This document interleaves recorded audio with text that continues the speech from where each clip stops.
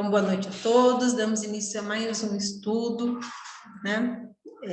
Pedindo licença e as bênçãos de Oxalá e de Oxóssi, para que nos ampare na busca do conhecimento.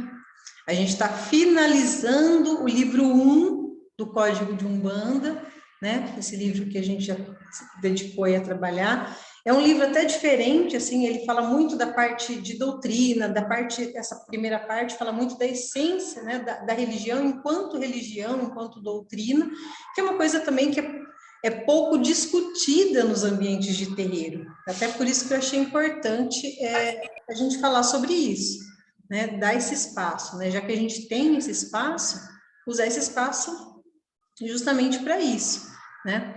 E no capítulo 9, que é onde a gente parou, ele vai falando já dos procedimentos. No livro 2, tá? Que depois eu já passo para vocês, a gente vai iniciar possivelmente daí no ano que vem, ele vai falar da parte de magia, tá? Que vai muito na parte de magia, vai rever muita coisa daquilo que a gente já viu, na verdade, né? Nos outros livros anteriores, a gente já trabalhou com magia de pedra, magia de fogo, magia de símbolo, magia de erva, então a gente vai só revisar aquilo que a gente já viu. Então eu vou passar um pouco mais, assim, mais sucinto nessa parte do livro, tá? Esse final, né, quando ele começa falando dos procedimentos, mas na verdade, que tipo de procedimento? Só para vocês entenderem, nessa parte ele não vai falar dos procedimentos ritualísticos, tá? Até para isso a gente vai ver um outro livro, que é um livro bem bacana, é bem mais simples, mas que é o livro dos Rituais e Oferendas Umbandistas, que é um livro bem comum, bem popular do Rubens Saraceni, tá? Tem figurinha, tem desenho, é quase um gibi ali dos rituais, né, dos procedimentos aí internos mesmo, dentro da casa, uma coisa bem palpável, tá? Possivelmente a gente vai trabalhar com esse livro também, né? Esse daqui, ele fala dos procedimentos gerais, tá? Deixando bem claro, isso aqui são instruções generalistas que ele fala.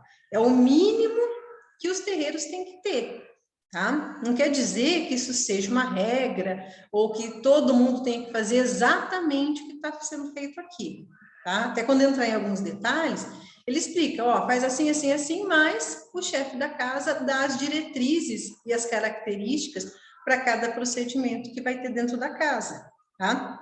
Que a Umbanda é justamente essa liberdade de agir de cada chefe de terreiro de acordo com a sua família espiritual. Cada chefe de terreiro tem as suas afinidades e as suas facilidades para desenvolver o seu trabalho, né?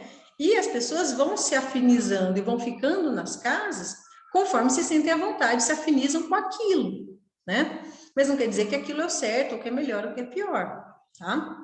Então, o que ele fala aqui do médium? Ele fala que o médium de terreiro, ele tem que ter um mínimo de conhecimento para realizar as práticas ritualísticas da Umbanda, tá? Então, uma outra coisa, um mínimo, ele fala também, é exigido um pouco de estudo.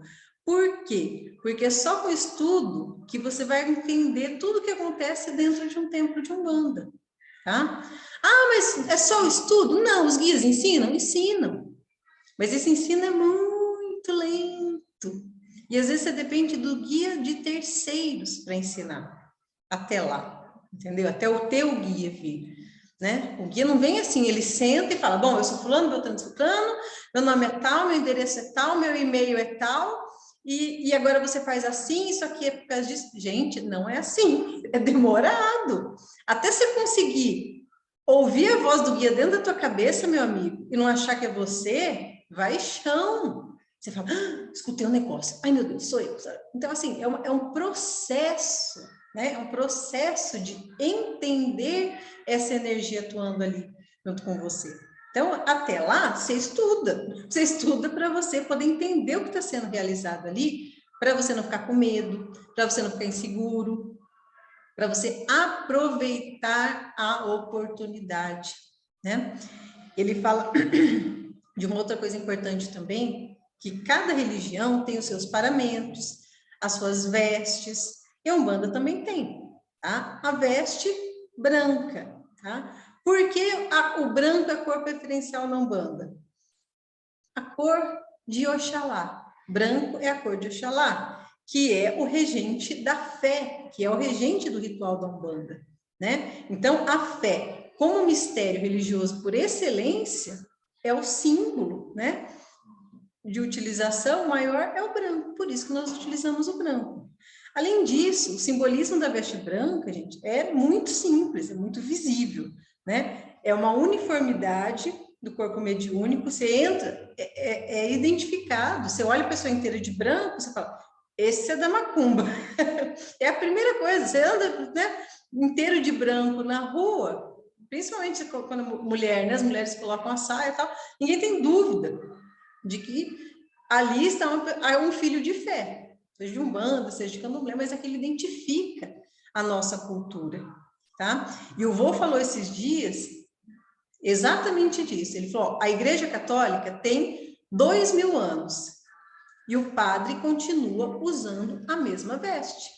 Tem a túnica, tem as paramentas, eu fui coroinha, mas eu não lembro, tá, gente? Mas tem aquele negócio, aquelas faixas que muda de acordo com a época do ano, durante a Páscoa, depois da Páscoa, perto do Natal, tá? A cor, né, da faixa ali do padre, ela muda.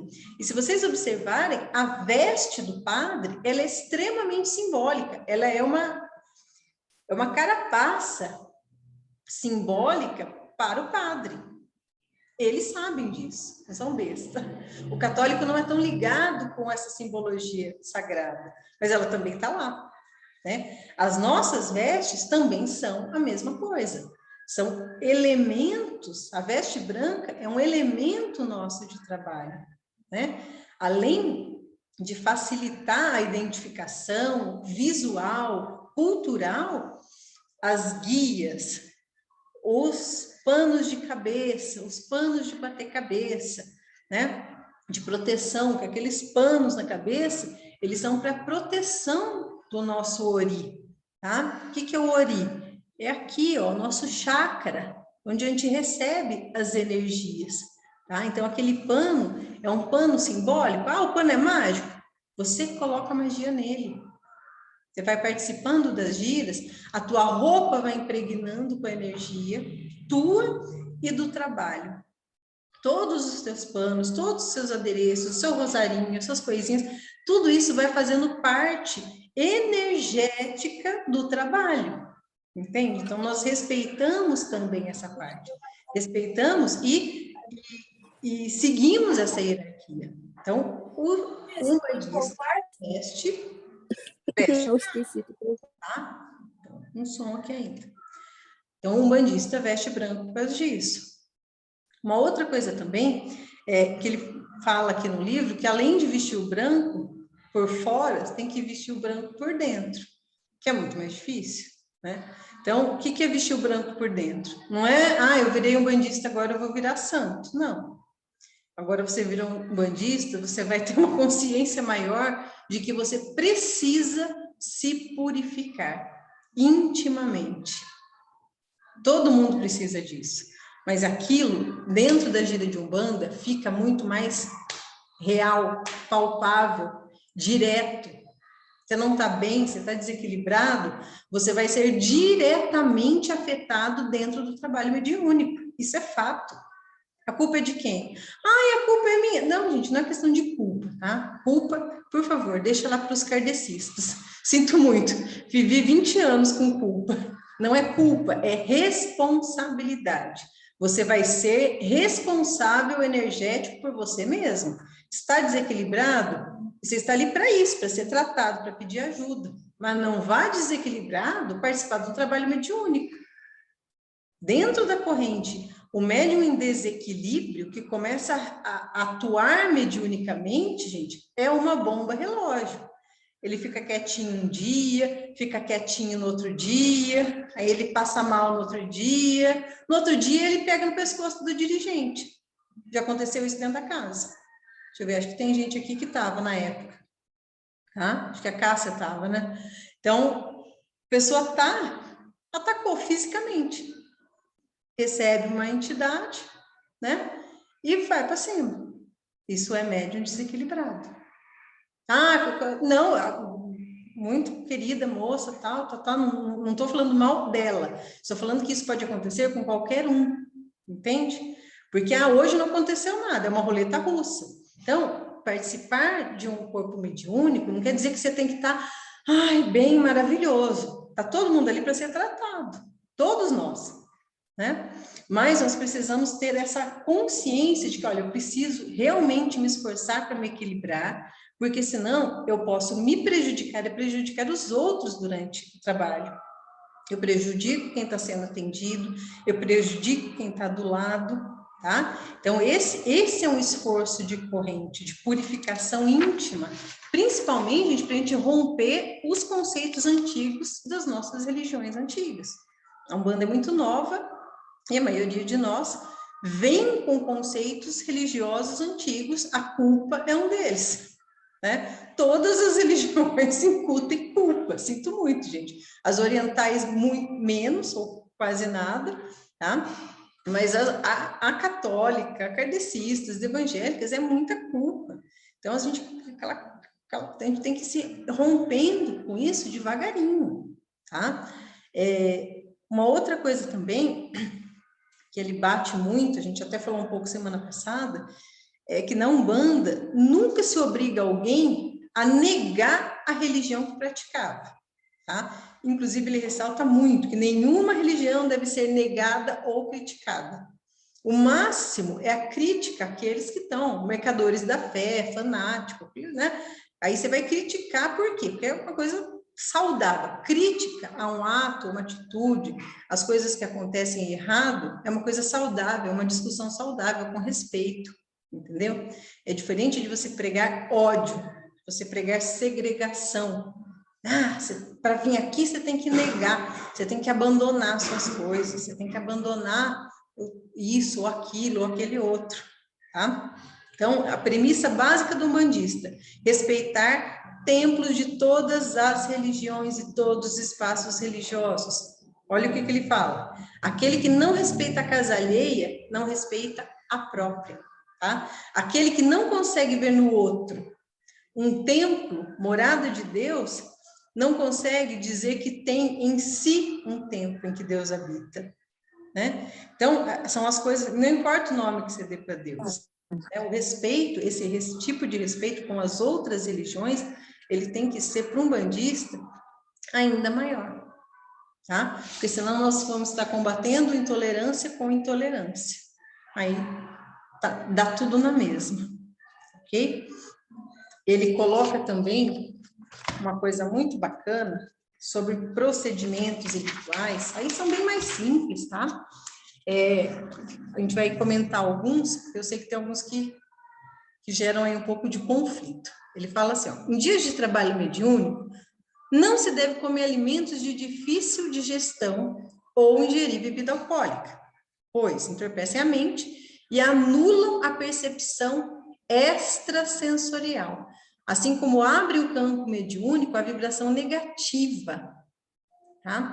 Então, você não pode comer, né? Não está dizendo que não pode comer carne específico, não pode comer alimentos pesados. O alimento pesado, a digestão, nossa, ela exige muita energia do corpo, isso é físico, tá? Isso não é só espiritual, isso é físico.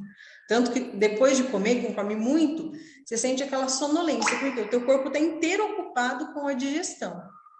Então, você está consumindo a tua energia física na digestão, já não é um bom caminho. Por quê? Porque no trabalho mediúnico, há um consumo muito grande de energia física, tá? E isso, gente, é visível. Posso falar para vocês também, bem tranquilo, que eu fiquei muito tempo, assim, muito tempo não, fiquei um ano e pouquinho, aí eu e o Gustavo, a gente ficou em desenvolvimento, fazia as giras de desenvolvimento, e durante esse período, como no terreiro que a gente, né, estava desenvolvendo, tinha muita gente de mais idade e tal, que eu falava, esses velhos só reclamam, ó, saí da gira normal, não tô nem cansada, ficava lá 3, 4, 5 horas, saía de lá de boa, nem, né? Vai falar, esse povo está exagerando. Gente, quando você começa a incorporar e trabalhar, é totalmente diferente, tá? Você sai cansado, na maioria das vezes. Por quê? Porque o consumo energético é muito grande. Ah, os guias consomem? Não, gente, é o trabalho. O que está sendo feito ali não é uma incorporação pura e simples. Está sendo feito todo um trabalho energético ali, com o visível e com o invisível. Tá? Então, aquele consumo, todo mundo que está ali dentro está trocando energia, está cedendo a sua energia e está recebendo energia também dos guias, dos protetores, dos mentores. Entende? Então, é uma coisa muito intensa. Se você come, vai de barriga cheia na gira, gente, sinto muito, não tem como. É fatal que vai dar problema. Ou você não se sente bem realmente durante a gira, ou pior, tá? É muito comum quando os guias começam a atender, que além de lidar com a tua energia e a do guia, você vai ter que lidar com uma energia alheia. E por muitas vezes, tá? A preta velha, do jeito que ela relava na pessoa, chegava perto da pessoa, a ânsia era automática. Tá? Por muitas vezes, se eu tivesse alguma coisa na barriga, eu teria vomitado, com certeza. Porque a energia, às vezes, é tão densa que você vai, assim, na hora da vontade de vomitar. É muito denso. Então, na dúvida, o que eu faço? No dia de gira, eu não como. Eu tomo uma aguinha, como lá.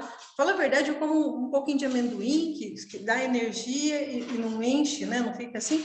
Como lá alguma coisinha, tomo uma aguinha e tal, e só. Por quê? Justamente porque eu quase vomitei várias vezes, tá? Então, eu sei que isso acontece. Aí você fala, não, então não vou realmente comer. Então não é uma questão assim, e tal, não. Além de provocar toda essa troca energética, e a bebida nem se fala, né, gente? A bebida, ela tira totalmente a sua percepção sensorial. Você não pode dirigir, como é que você vai poder atuar mediunicamente, né? Por quê? Porque a bebida e drogas e qualquer outro similar, ela tira a tua percepção, tira o teu grau de reação de percepção. Ela é totalmente incompatível com qualquer tipo de trabalho mediúnico. Além do que, gente, a bebida alcoólica, a gente não está aqui para pregar santidade. Não pode beber, não é nada disso, tá? Você bebe, você faz as coisas que tem que fazer. Aqui não tem cada qual com seu cada qual, tá? Mas durante os trabalhos, você abre um campo, né, energético, vibracional com a bebida, que é diferente. Mas o guia bebe, por que eu não posso beber? Gente, o guia bebe e ele utiliza o elemento álcool, manipulando esse elemento e transformando aquilo em alguma coisa que ele vai usar para os consulentes, para você, para casa, etc, etc. É totalmente diferente a bebida que o guia ingere do que a que nós ingerimos sem estar incorporados, tá? E ainda assim, lembrando, Jesus sempre fala isso, mas para ressaltar, guia não vem em terreiro para encher a cara, tá? Isso é excesso do médium. Eu não estou apontando dedo para ninguém, tá, gente? Isso já aconteceu comigo. Já saí do terreiro muito mal, a ponto de quase não conseguir dirigir. Porque tinha até aquela lenda, assim, principalmente os mais antigos, que fala assim, não, chega aqui, ó, o Exu toma meio litro de pinga e eu saio, não sinto nada, o Exu toma tudo. Não é bem assim. Levei-lhe uma surra mesmo. Olha, isso aí ruim. Por quê? Porque você excede, é você que excede. Consciente ou inconsciente, não é por mal, você não faz aquilo por mal, mas você faz. Né? Você acha, não, o Exu tem que beber, ele bebe mesmo, e tchá, vai tomando. Aí não foi só eu, não, naquele dia teve uns par lá, o negócio foi feio, derrubou um monte de gente.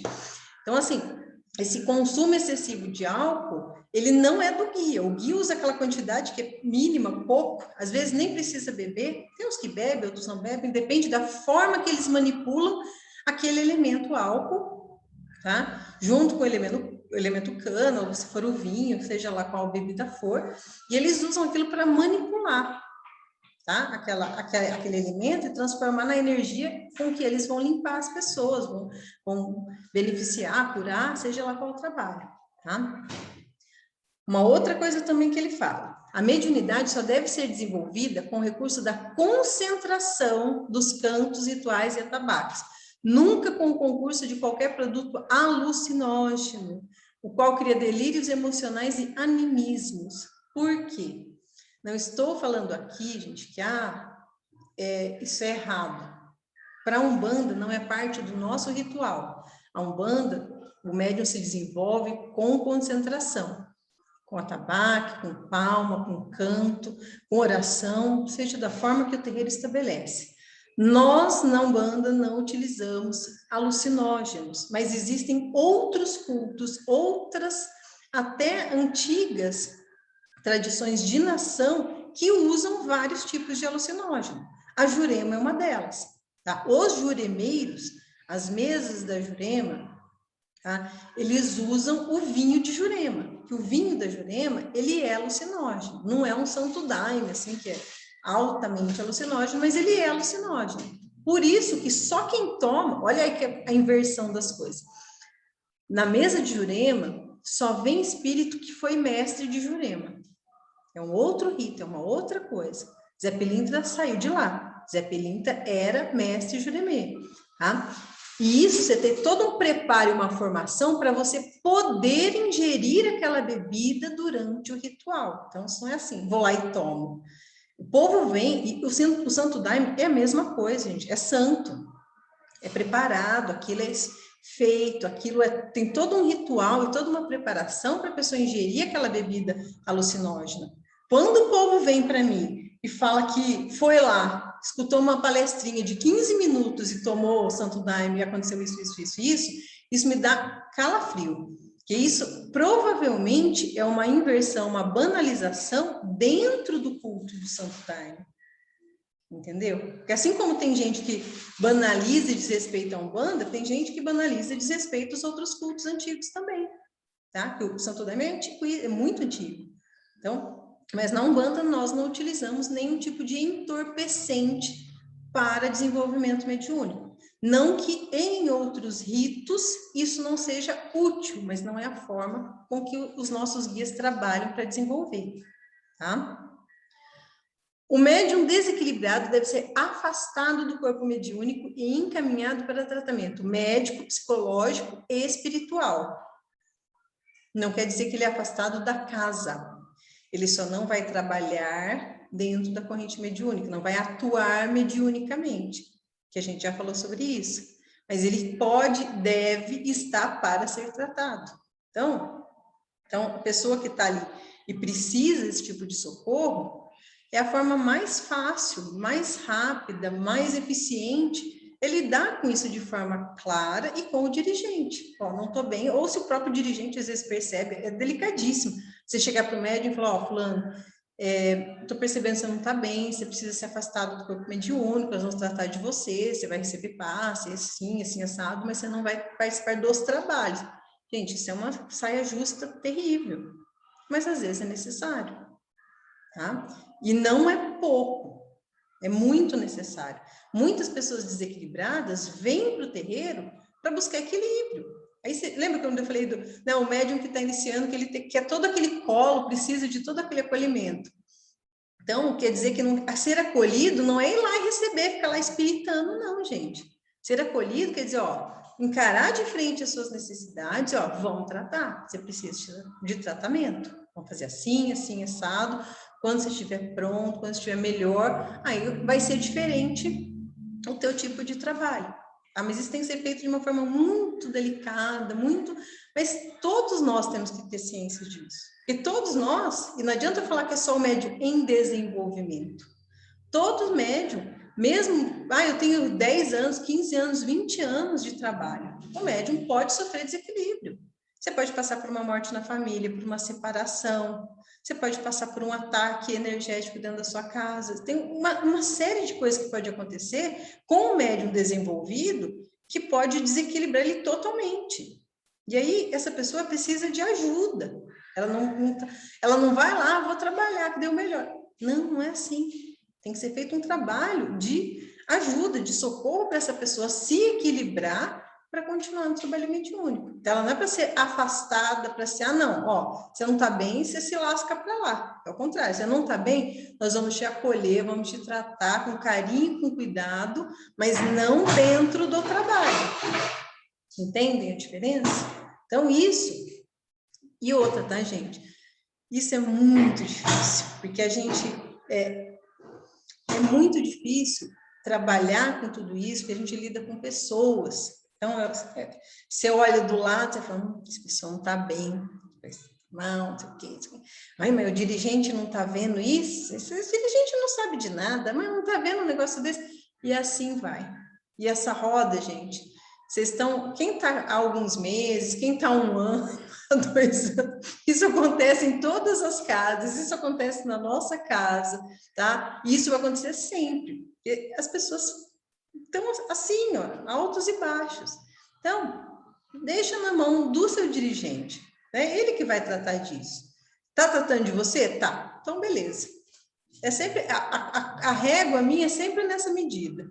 Quando eu preciso, e é muito sincero isso, falo, critico, tal, não sei o quê, brigo, mas quando eu chego na frente do vô, eu olho para ele, eu falo, quando eu preciso, ele me ajuda? Sim.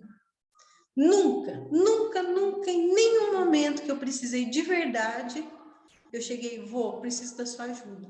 Ele, tá, vou fazer uma oração. Tá bom. Ele nunca me negou ajuda. E para mim isso é muito importante, a gratidão.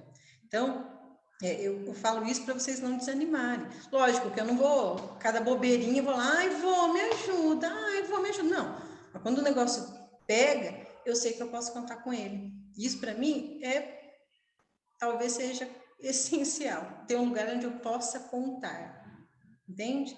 Não é super-herói, tem coisa que ele não vai dar jeito, ninguém vai, talvez, mas eu posso saber que ele é um ser de luz muito melhor do que eu, muito mais esclarecido que eu, que vai poder me ajudar naquele momento de dificuldade, né? Outra coisa também, o médium tá alcoolizado, já falei. E ele fala de uma outra coisa, gente, que é até chato, mas às vezes precisa falar. Médium tem que realizar higiene espiritual e pessoal, tá? Parece besta, mas é verdade. Tem que tomar o banho de ervas, que é parte da higiene espiritual, firmar a vela para o anjo da guarda, firmar a vela para a esquerda e para a direita, conforme as orientações do dirigente, tá? E higiene pessoal também. Tomar banho, escovar os dentes, gente. Agora com máscara até passa, mas você vai atender os pretos velhos e falam aqui, ó, com um bafão ali, coitado do consulente. O preto velho vai falando, a pessoa vai falando, nossa senhora, esse já morreu mesmo, tá podre. Então, assim, é uma coisa muito, né? A gente zela, parece que não, gente, mas tem umas coisas feias, viu? Então, você zela muito, né? Roupa sempre limpinha, a gente faz o que pode e tal, né? Roupa limpinha, sempre, né? Cheirosinho, banho tomado, né? Toma o banho de ervas, tá? Para poder ter isso é um respeito também com o teu tempo e com o tempo que você está frequentando, né? Quando você vai numa festa, você coloca a sua melhor roupa, você fica todo cheiroso, arrumado. Quando você vai festejar o seu sagrado, o capricho é o mesmo. A gente só não vai colocar aquelas roupas, né, de Mulher Maravilha lá, aquelas coisas maluquete lá, que não é necessário. O nosso branquinho, limpinho, sem encardido, já está excelente, de bom tamanho. Até para responder uma pergunta aqui que está falando de firmar a vela, tá? A gente já vai falar disso. Falar das oferendas, dos trabalhos mediúnicos. O firmar a vela, eu falei, né? Para participar do trabalho mediúnico, você firma a vela. Firmar a vela, gente, é a coisa mais simples e pura e bonita que você pode fazer. Você pega a vela, põe na tua frente, não importa se você vai acender ela no chão, se você vai acender ela em cima uma prateleira, se você vai acender em cima da pia, pode acender em qualquer lugar. Se você já tiver o seu espaço de oração, eu não tenho altar, eu não tenho congá na minha casa, mas eu tenho um espaço que eu faço minhas orações lá. Faça lá, não tem problema nenhum. Sabe como que eu sei quem que é o dono da vela? Porque quando eu acendo, eu falo para quem que é. esta vela estou acendendo para o meu anjo da guarda. Eu faço assim, ó, acendo essa vela para o meu anjo da guarda, coloco aqui para que ilumine e me oriente e me inspire o alto e o meu adjunto, minhas costas, e põe em cima da minha pedrinha lá de batismo, tá? Põe no seu pires, onde você quiser. Fala, ó, é para o meu anjo da guarda, para que eu consiga. Porque quem que é o teu anjo da guarda? Ele não é o espírito. Teu anjo da guarda é uma outra entidade. Ele é uma entidade que te ajuda, faz conexão direta com Deus. Então, quando você firma a vela para o anjo da guarda, ele é como se fosse um intermediário que faz chegar as inspirações divinas para você. Por isso que ela é a tua maior proteção. Então, você pode firmar a tua vela do anjo da guarda todos os dias, não só no dia de trabalho mediúnico. Na verdade, o certo é a vela do anjo da guarda nunca apagar. Ou seja, todo sábado, que é o dia de trabalho, você acende a vela, faz assim, se quiser fazer assim, não importa. O importante é o que você está colocando de energia e intenção na vela. Você põe a vela, acende e deixa ela queimando 7 dias, ou seja, pensa que a chama da vela, ela é um replicador da tua oração, tá? A gente não viu, a gente chegou a ver o livro, né, a magia do fogo, mas o fogo, ele é um replicador e mantenedor daquilo que você faz. Então, se você acende a vela dizendo: firmo com o meu anjo da guarda, para que ele me estabeleça, me ajude a minha inspiração e minha conexão com o Criador. Se você fizer isso, enquanto aquele foguinho da vela estiver aceso, é como se você estivesse fazendo aquela oração constantemente. Entende o que é isso? Então, firma a vela do anjo da guarda. Se quiser acender só no sábado também, pode acender só no sábado, não tem problema. Mas se puder deixar mais, você fica mais tempo protegido, amparado e conectado. Entende? Tá? Então, não tem muito segredo. A gente fala, tem muito mito, né? Tem que acender com fósforo, não pode acender com isqueiro e blá, blá, blá. Gente, é tudo conversa. O elemento mágico é o fogo. Pode ser, em vez de ser vela, pode ser candeia, pode ser lamparina? Pode. Pode ser qualquer coisa, tá? Porque o elemento é o fogo. Deu certo? É que esses problemas de som aí, gente, eu não consigo, eu não sei nem como solucionar, sou péssima. Eu sei que o pessoal fala para entrar e sair de novo que resolve. Então, o elemento é o fogo. Não importa se vem do isqueiro, do fósforo, não, tudo isso é folclore, tá?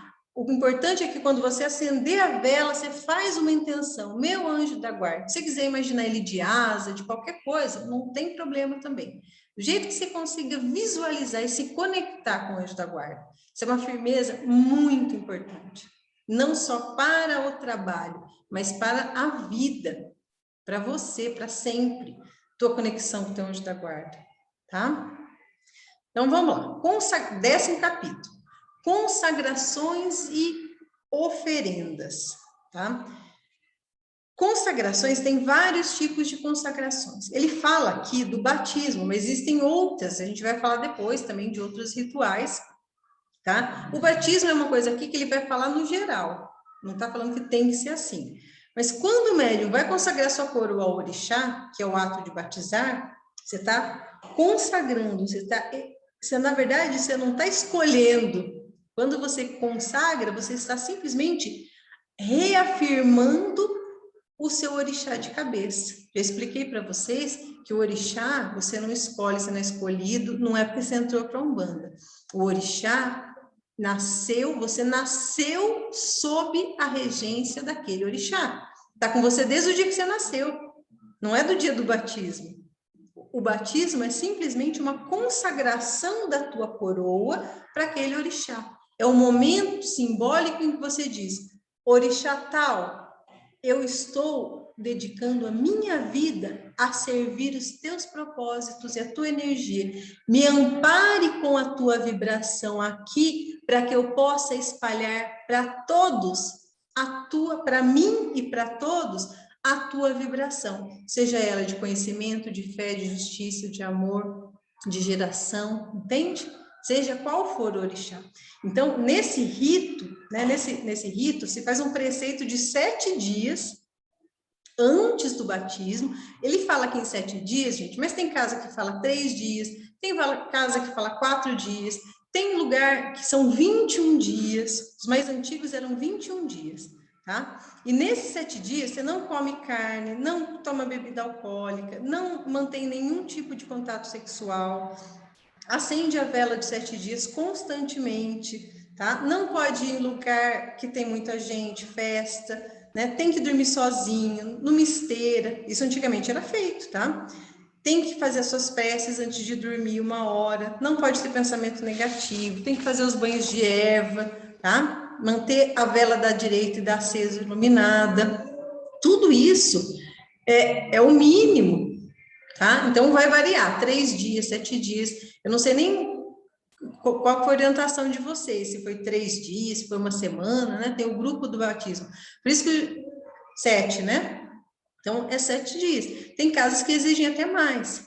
E tem casa, detalhe, tá? Antigamente, os médiuns tinham realmente que ficar recolhidos, tinha que dormir na esteira, não podia dormir com ninguém. Quem era casado tinha que dormir separado, né? O marido e mulher. Então, era muito mais rigoroso isso. Mas é para manter uma pureza energética, tá?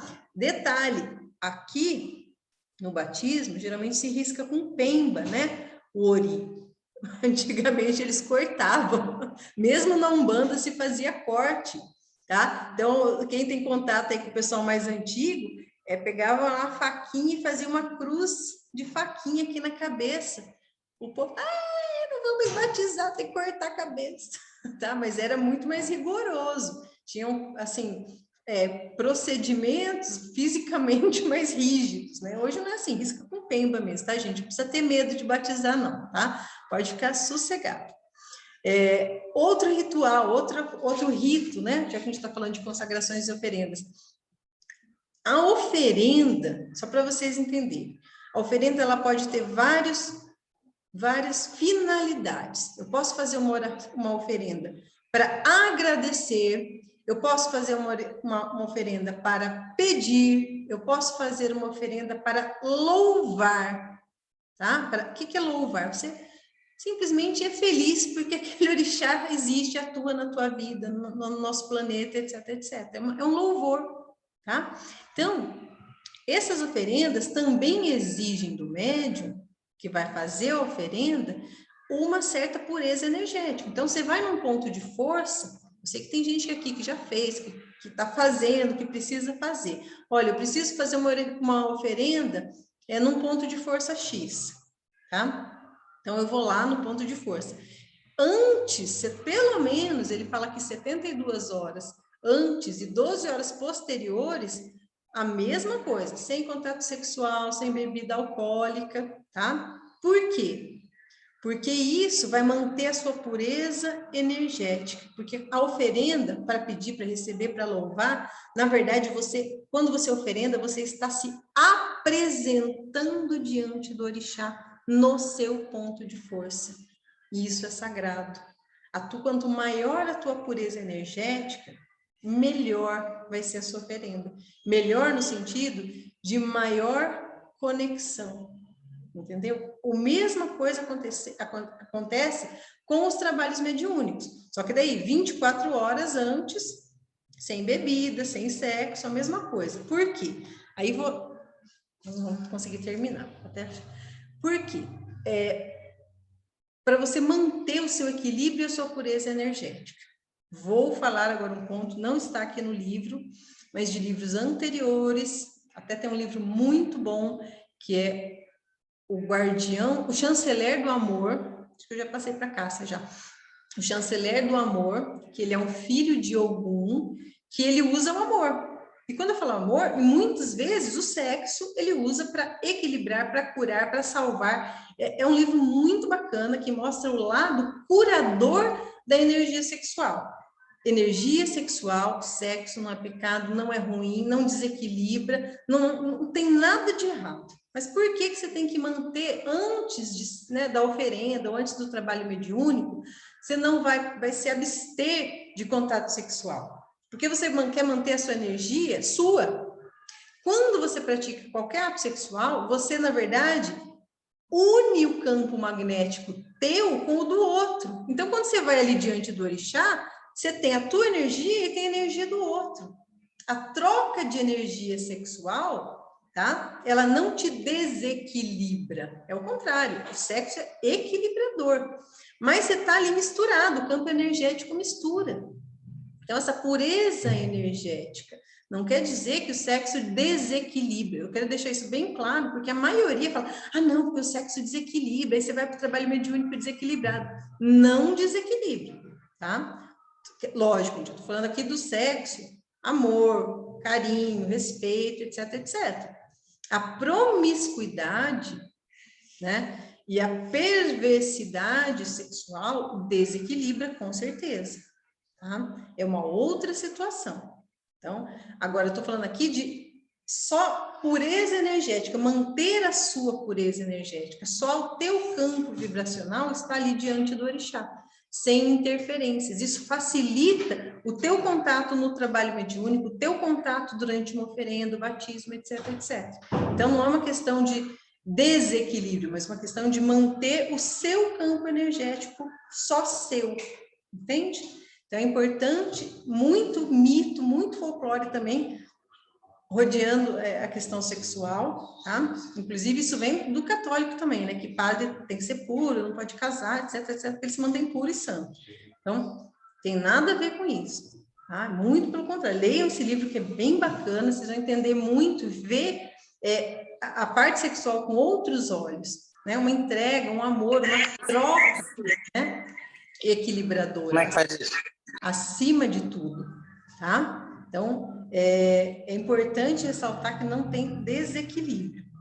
Depois, no ritual mesmo, acho que dá para a gente finalizar, senão nós vamos terminando um pouquinho, tá, gente? Falando agora do ritual mesmo, quando fala de ritual de Umbanda, ele não está falando do rito em si, como começa, termina, quantas giras tem, porque isso é muito amplo, é muito variável de terreiro para terreiro, né? Ele fala que o rito da Umbanda, ele é um rito feito no astral, não é um rito aqui. O ritual de Umbanda Sagrada foi criado no plano espiritual. Viram o filme Cafundó, que eu falei para vocês?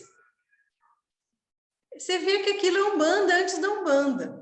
Você lê o Cavaleiro da Estrela da Guia, quase, creio eu, aí de 50 a 100 anos antes da Umbanda, e aquilo já era Umbanda. Porque a Umbanda, ela foi gerada no plano espiritual e foi sendo trazida e foi se manifestando no plano terreno, tá? E oficialmente com o Caboclo das Sete Encruzilhadas falando, vim trazer a Umbanda. Aí o homem entende as palavras, né, materiais. Mas esse ritual, gente, ele tem funções mediúnicas muito variadas. Vou colocar aqui para vocês as funções do médium. Quem são os médiuns? Todos. Mas eu tô aqui fora, na corrente, ninguém tá me vendo. Meu amigo, você tá aqui, você é médium. Se você não tivesse aqui, você ia continuar sendo médium, não é? Você é médium desde que você nasceu. Alguns conseguem bloquear mais e outros menos, né? Aí vão ficando meio doidinho, igual a gente, assim, né? Aí tem que vir para cá de qualquer jeito. Então, você vai fazer, mas todo mundo é médium. Então, quais as funções do médium? Imposição das mãos. Lembra que eu falei lá da água? Aquilo funciona, gente. Você está doando a sua energia. Outra coisa importante, quando o irmão de corrente está girando para desenvolvimento mediúnico, você não está incorporado, é muito comum, eu não vou ficar de pé aqui, mas é muito comum que, até nas rodas antigas, que todo mundo ficasse com as mãos assim, estendidas, vibrando para o médium, enquanto ele está desenvolvendo. Você está imantando com a tua energia, dando sustentação energética para o médium que está se desenvolvendo, tá? Então, a roda que se faz em volta com as mãos não é uma roda só de bonito, é uma roda energética que se faz com a imposição das mãos. O kardecista usa isso, o reiki usa isso, Tem muitas religiões que usam a imposição de mãos, né? Como cura, inclusive, né? Os passes magnéticos, todo médium pode dar passe magnético, é uma coisa muito simples, tá? Curas espirituais, isso também, muitos médiums.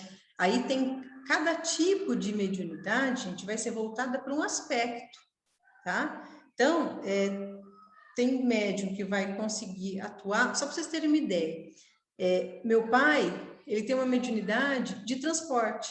Tem mais gente aqui que tem, que eu sei, que tem médium de transporte. Ele tem a capacidade de recolher e trazer aquele espírito ali.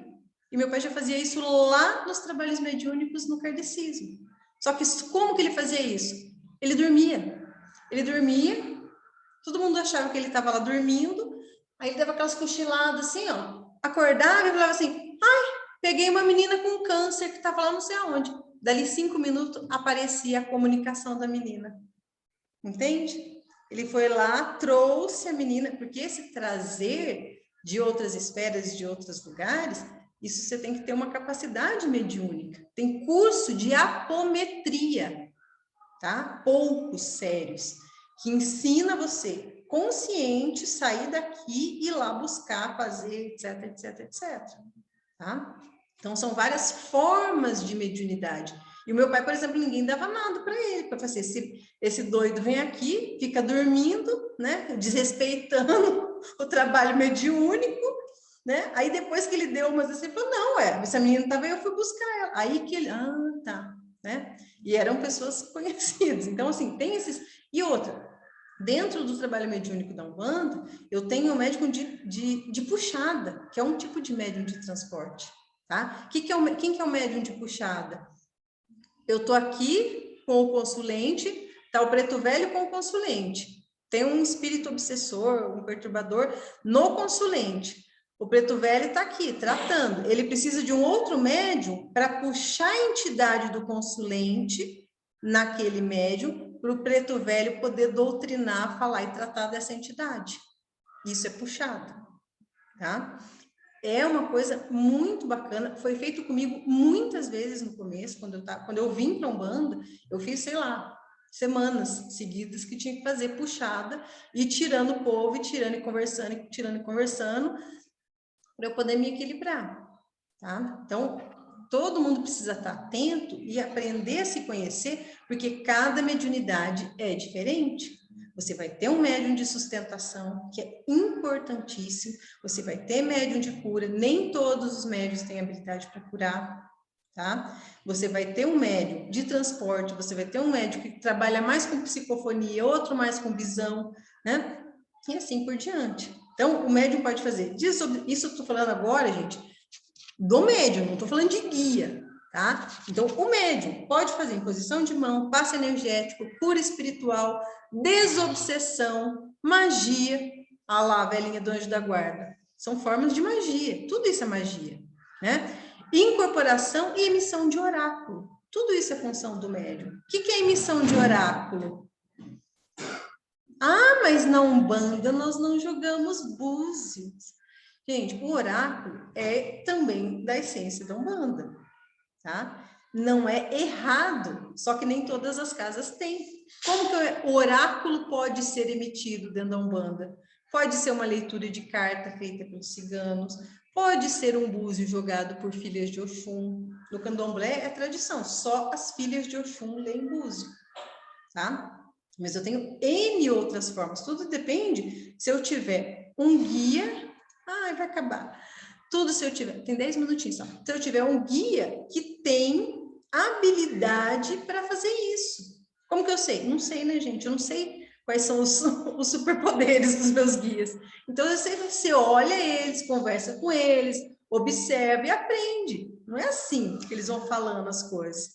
Muito tempo depois, eu fui saber detalhes de algumas habilidades dos guias, inclusive porque um fofocava do outro, assim, né? Aí faz tal coisa, tal. Então, assim, isso é lento, porque isso é um processo que é de descoberta de si com a sua família. Quanto tempo você demorou para ficar íntimo da sua família material? Uma vida inteira, não é?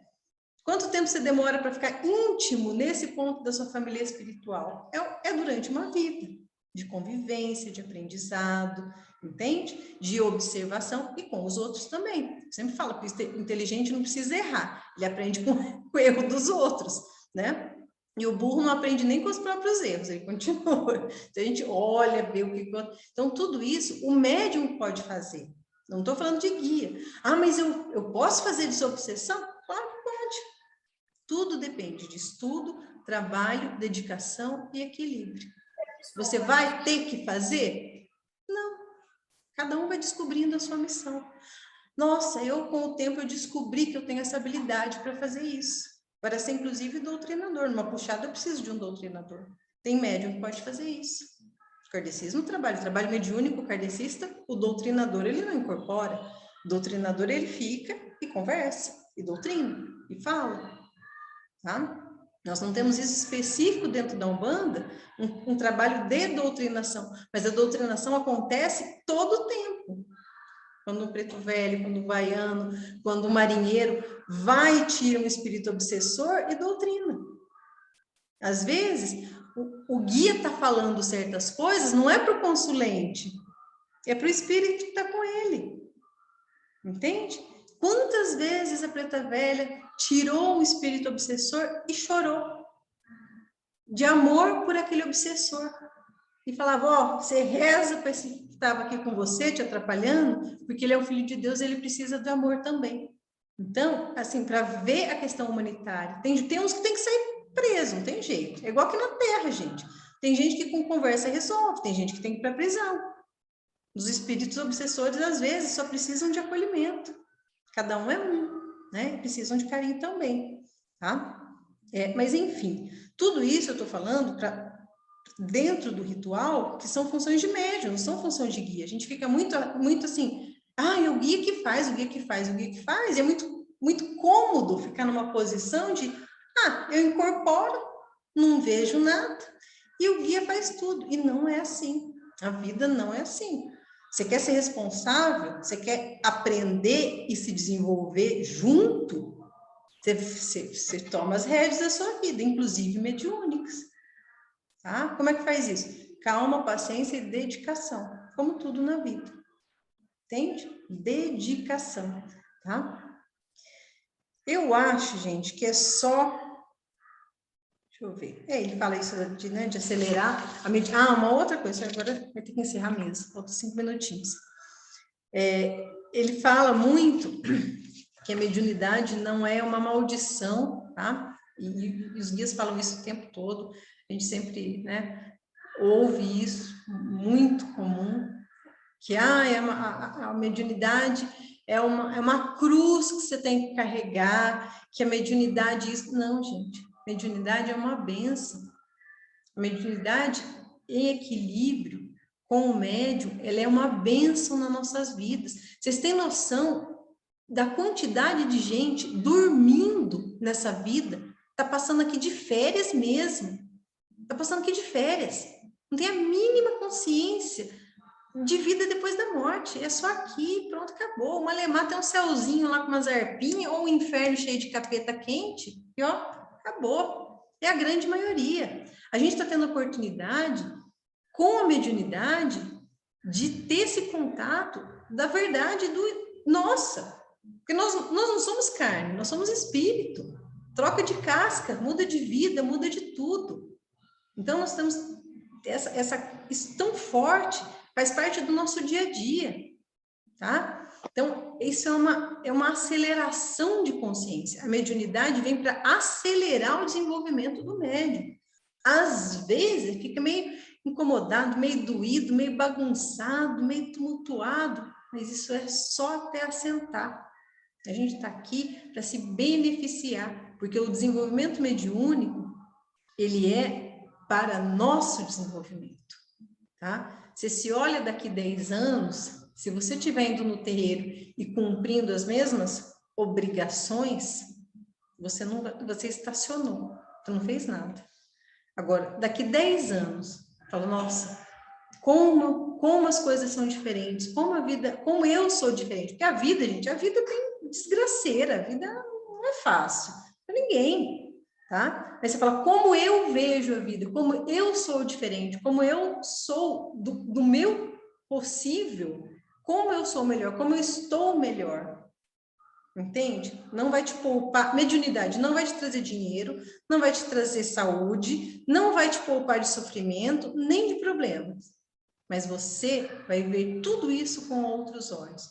A mediunidade acelera o processo evolutivo.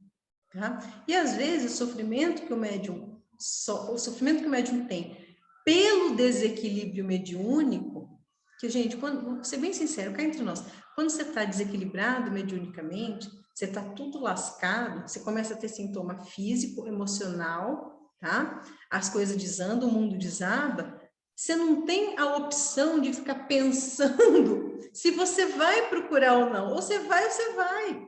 Isso, ó, é um quente. Sabe quando a água bate na bunda? É a mediunidade dizendo, meu amigo, vamos despertar para a realidade? A água bateu na bunda, você não vai. Entende? Acelera, senão a gente se acomoda, é muito mais fácil. Não é para denegrir a imagem, mas cá entre nós, é muito mais fácil ser católico. Vou lá, rezo minha missinha, faço meu Pai Nosso, minha santinha, meu santinho, beleza, tá? Volto para casa, minha vida continua a mesma. A grande maioria, assim, é muito mais fácil. Agora, o médium, ele não pode chegar em casa e falar, não, eu vou fingir que nada aconteceu. Aí ele começa a ver, começa a sonhar, começa a sentir, começa a ficar doente, as pernas começam a entortar, as costas começam a doer. Isso é, gente, não pense, é todo mundo, tá? As vozes começam a aparecer na cabeça, eu vou morrer, tô vendo fantasma, não posso. Cada um de um grau e de um jeito, mas isso é para acelerar, para falar, meu amigo, vamos que a tua hora deu, a nossa hora deu, chega de dormir. Então a mediunidade é uma bênção para a nossa evolução. Nunca encarem isso como uma maldição ou com um karma, eu tenho que passar por isso. Não, gente, tem que passar nada, eu tenho que ser feliz. Coloca isso na cabeça. A mediunidade é para te fazer feliz, melhor. Não é karma e coisa que você tem que aceitar. Ninguém aceita nada que não. Que a gente aprende e evolui. Tem aceitação. Bom, desculpa, eu não sou da aceitação. Tá? É a forma assim de eu ver de conformismo, aceitação. Não, é para evoluir e é para ser feliz. Eu espero que todos vocês, a gente consiga, né, da melhor forma, no limite de cada um, ser mais feliz com a mediunidade. Vamos todos fazer, então, a oração para o Jesuel hoje, para ele finalizar. Eu vou firmar a vela aqui em casa e eu gostaria que todos fizessem a mesma coisa, tá? Para a mãezinha dele, porque mãe é mãe, né? A mãezinha dele não tá bem, a gente firma a vela aqui em casa e vão combinando o grupo aí para os próximos dias para a gente firmar a vela, se possível, tá, gente? No mesmo horário. Porque porque a gente sabe que se todo mundo acender e firmar essa vela no mesmo horário, sim, a carga energética ela é muito mais sim, forte, né? concentra. Então vamos combinar de fazer aí perto das 8.